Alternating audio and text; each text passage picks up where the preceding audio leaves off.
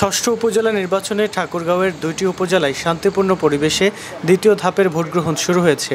মঙ্গলবার সকাল ৮টা থেকে সদর উপজেলা ও রানীশঙ্কল উপজেলা পরিষদ নির্বাচনে মোট ২৫১ কেন্দ্রের ১,৯৭৮টি কক্ষে ভোটগ্রহণ শুরু হয়।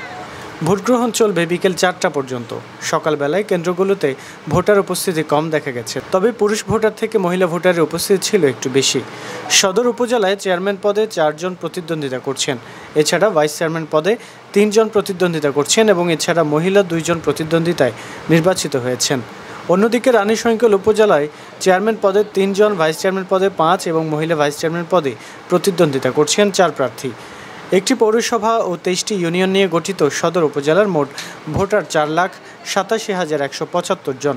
এর মধ্যে পুরুষ ভোটার 2,44,903, নারী 2,42,268 ও তৃতীয় লিঙ্গের ৪ জন।